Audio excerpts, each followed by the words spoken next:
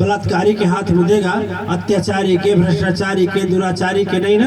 कन्यादान देगा तो सोच समझ कर देगा। तो कुछ दान ऐसे होते हैं जिसे हमें सोच समझ कर देना, सोच समझ करके देना।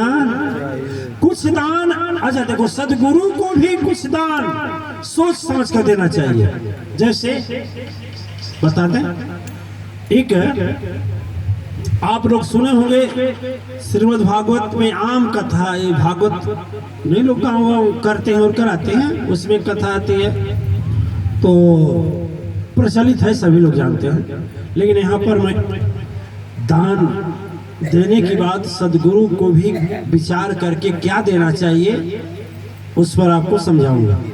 और आपको भी पैसा देना किसी को तो सोच समझ कर। ढोंगी पाखंडी 420 के हाथ में दे देंगे तो उल्टा हो जाएगा, बोलेंगे हम तो दे दिए, उल्टा क्या हुआ। एक आदमी दान में पैसा पाया, लाइन लगाया था गरीब बनकर, कोई सेठ दे रहा था और सेठ पैसा दे दिया, वो अपना लेकर चला गया। एक जब मौत हुई तो दोनों की साथे हुई, तो सेठ भी नरक के द्वार पर और ओ जिसको दान दिया था वो भी नरक के द्वार पर। जमराज के यहाँ दोनों हाजिर। सेठ बोला कि महाराज मैं तो हमेशा भूखों को भोजन देता था, निर्धनों को धन देता था, मैं क्यों चला आया आपके दरबार में। जमराज बोले सन, दान सोच कर देना चाहिए। इस आदमी को दान दिया ना तो उस पैसे से यह जाल बनाया, जाल जानते हैं मछली मारने वाला, जाल बनाया, मछली मारा, जितनी मछलियां मरी ना उसका पाप इसको भी लगा तो तुमको भी लगा, क्योंकि दिया तो तुम ही था ना, सोच कर देना चाहिए ना। इसलिए तुम भी नरकगामी होगे। इसके साथ साथ कर्म का सिद्धांत है, कुछ दान बिना सोचे समझे नहीं देना। दे दें कोई शराब की भट्टी खुलवावे, कोई धर्म के नाम पर लेकर के जुआवृत्ति करवावे, अफीम का धंधा चलवावे। अब जितने लोग नशेड़ी होंगे और जितने लोग मरेंगे उन लोगों का हत्या लगेगा उसको। इसलिए दान जब भी देना चाहिए, द्रव्य दान सोच समझ करके देना। और सदगुरु को भी एक चीज है, समझ कर देना चाहिए। हम भागवत से इसका उदाहरण बता रहे हैं। ओम राजा परीक्षित जी, अभिमन्यु के लड़के, ठीक है, पांडु के लड़के अर्जुन, अर्जुन के लड़के अभिमन्यु, अभिमन्यु के लड़के परीक्षित जी। एक बार की बात थी, जंगल में गए शिकार खेलने के लिए और शिकार खेलते खेलते गए, लेकिन जाने के पहले उनके दरवाजे पर कलयुग गया। बोला कि कल से हमारा आसन आने वाला है, महाराज कल से मैं आ रहा हूं, आप राजा हैं, आप मुझे बताइए मैं रहूंगा कहां। क्षण भर के लिए तो घबराए, गुरु तो थे नहीं कि कुछ रास्ता बताएं। बोले कि ठीक है जाओ, सोना में रह जाओ, सोना में रह जाओ। सोचा कहां सोना खोजने जाएं, इनका मुकुट जो है सोने का बना है, उसी में बैठ गए। जब बैठ गया तो बुद्धि कलिकाल की हो गई। जब गया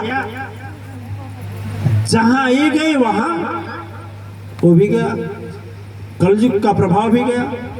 तो लोमस ऋषि जी तपस्या कर रहे थे। लोमस ऋषि जी तपस्या कर रहे थे तो राजा परीक्षित के मन में उठपटांग कुछ बात सूझा और एक सर्प को मार करके गले में लपेट दिए। किसके? लोमस के। जब लोमस जी का बालक आया तो लोमस का बालक तमतमा गया, कहा कि मेरा श्राप सुनो जगत में कभी वृथा न जाएगा। सांप लपेटा जो पिता के गले में एक दिन ऐसा आएगा, 7 दिन के अंदर जाकर सर्प यह उसको दंश करेगा, तीनों लोक में कोई बचाने वाला, अंत समय में वह जरूर मरेगा। श्राप तो दे दिए, और जैसे श्राप दे दिए, श्राप तो चल दिया। अब जब ऋषि की नींद खुली तो ऋषि ने कहा कि यह क्या कर दिया तुम?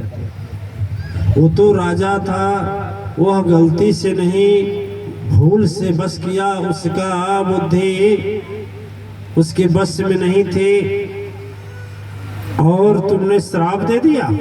इतने में राजा जब पहुंचे, अपने मुकुट को उतार कर सिंहासन पर जैसे रखे, तो जो सोने में बैठा हुआ कलयुग था आ गया गद्दी पर। जब गद्दी पर आया तो उनको याद आया, ओहो मैंने तो बहुत बड़ी गलती कर दी, बहुत बड़ी गलती कर दी, मुझे ऐसी शक्ति नहीं देना, ऐसा शक्ति, यानी मैंने राज्य में राजा हो करके और ऋषि के गले में सर्प लपेटना, ऐसी शक्ति, सजा निर्दोष को नहीं देना चाहिए। जब राजा वापस आए, हाथ जोड़कर चरणों में गिरे, तो लोमस ऋषि सबसे पहले दुत्कारे, कहे कि अब तो जो होना था सो हो गया। मुंह से निकली बाणी और धनुष से निकला बाण, और बंदूक से निकली गोली, मुंह से निकली बोली, कभी वापस होता है।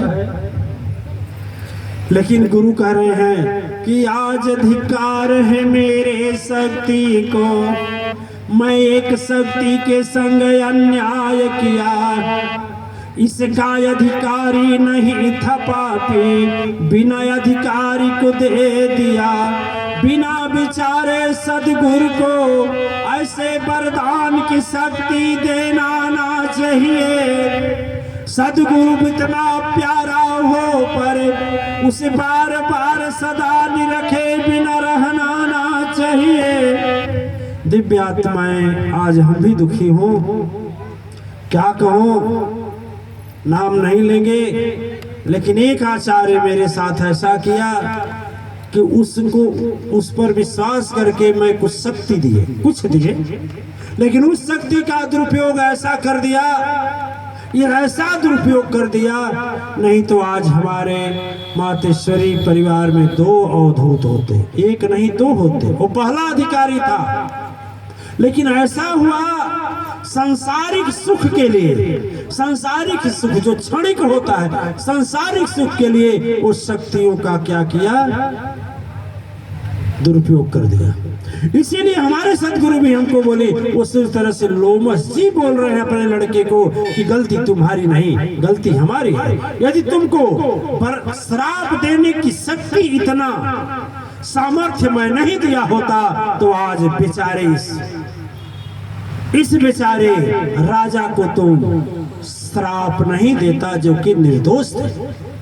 दिव्य आत्माएं, इस तरह से कुछ दान ऐसे होते हैं कि बिना सोचे समझे नहीं देना, बिना सोचे समझे देना किसी को नहीं। नाराज हो जाए, ठीक है। पश्चिम बंगाल की घटना बताऊं, हर जगह वहाँ